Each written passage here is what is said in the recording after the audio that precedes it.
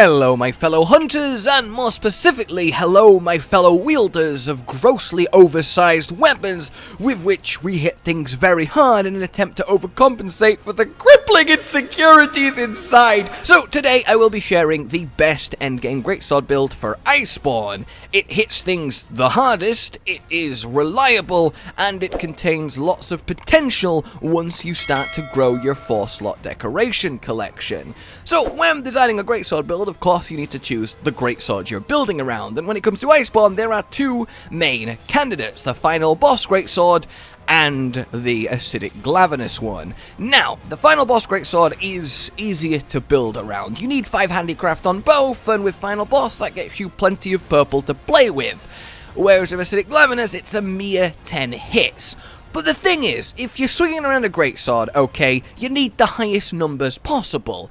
And when you compare the fact that acidic Glavenus already outscales the final boss appreciably, but then can still take 5 attack mods on top of that, and it can get both health augment and an affinity augment, taking it to 100% affinity, whereas rare 12 final boss you have to choose one or the other, well, there's no contest. Acidic Glavenus is just where it's at.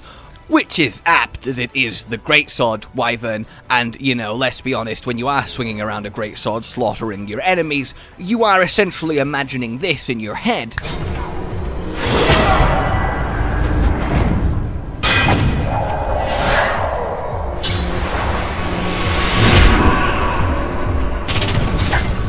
But of course, the problem that remains with acidic Glavenus is just 10 hits of purple sharpness at maximum. So we need to fix this, we need to address it. Now you can go the protective polish route, but that kind of turns the game into, well, this.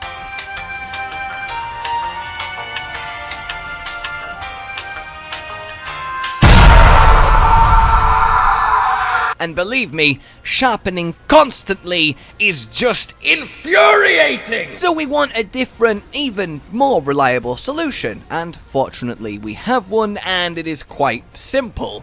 100% affinity and master's touch, so we don't lose sharpness when we crit, and we crit all the time, taking those 10 hits from 10 to infinite. Okay, so can we do that and still cram in all the goodliness that we need? Well, yes, we can quite easily, and we do this with the following armor set. Now, I will admit, it does use a high rank piece in Teostra Gamma helmet. Is that legal? Which I'm not the greatest fan of doing, but look, the defense that you end up with is around the 770 region, and once you start augmenting and upgrading, you can start to get closer to 900, and it is plenty, it is fine. You will tank damage completely acceptably. It really isn't a downside at all. This lets you combine with the Teostra gloves and waist for that sweet master's touch. Add in the Angaruga legs, which are just sexy. And the Damascus chest, which is just an all-round phenomenal piece. You get yourself something really quite special.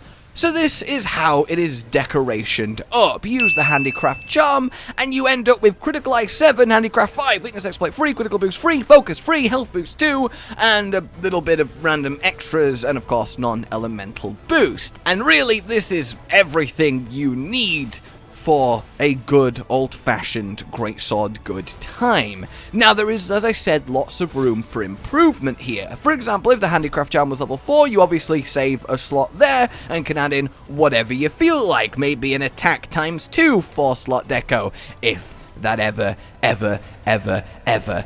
drops. But even without that, you get lots of little bonus extras. Blast attack is whatever, it's just from the Teostra pieces. Heat guard is tangentially useful again from the Teostra pieces. Fortify comes in as part of a bit of critical eye, and Fortify is fantastic in Iceborne because of Guiding Land's abuse of it. Even with the nerf, it's still incredible and one of the best skills you can get hold of. Tool Expert is just because I have Charger that comes with it, and I might as well use that instead of pure Charger. And the thing is, there exists Tenderizer with health and Crit Boost with health. So once you get 3 of them, you get your level 3 health boost and save even more on slots. So, for example, you could replace both those level 1 Vitalities with 2 attack decorations, replace the Handicraft with an attack +2, and then you get 4 attack on top of this. And I could keep going on, but this essentially serves you perfectly as you move through grinding endgame and gaining stronger and stronger decorations. It really is just supreme. You get to use the hardest hitting Greatsword, you eliminate its biggest weakness in sharpness by having 100% affinity once you get the augment, which means every time you hit, as long as you're not for some reason targeting grey spots, you refund the sharpness and, well, have infinite purple. And you don't have to sacrifice any skills that you need to do so. There really is no downsides. It's just fantastic. But if you really don't want to use a high rank piece, this is what I would recommend when it comes to still using the Acid Shredder. But this does mean going the Protective Polish route, and granted, you can find 4 slots that are comboed with Grinder, which lets you do really quick sharpens, which will make this a lot more tolerable. And obviously you have higher defense with this, but it really isn't needed, at least not for now. Maybe once we start getting to Arch-Tempered Master rank, it'll start being a factor, but it's not something you need to worry about. Now, if you do want to use the final boss Greatsword because of aesthetics, or because you don't want to play around with Master's Touch, Team Darkside has a fantastic build to use with that I will link in the description. But if, like me, you are determined to make true your greatswording nature, claim your heritage as the hitter of highest numbers, and use the biggest whacker stick in Iceborne, then you will use acidic Glavenus, and you will use Master's Touch, and you will reign supreme! Thank you very much, guys. I hope you found this useful, and I hope you have fun doing all of the hunting. Like you've enjoyed this, subscribe for more, and I will see you soon. Goodbye.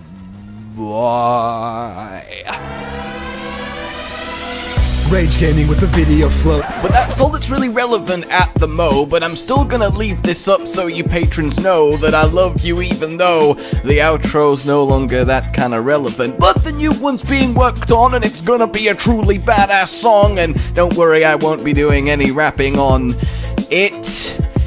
I'm gonna go now. This was shit.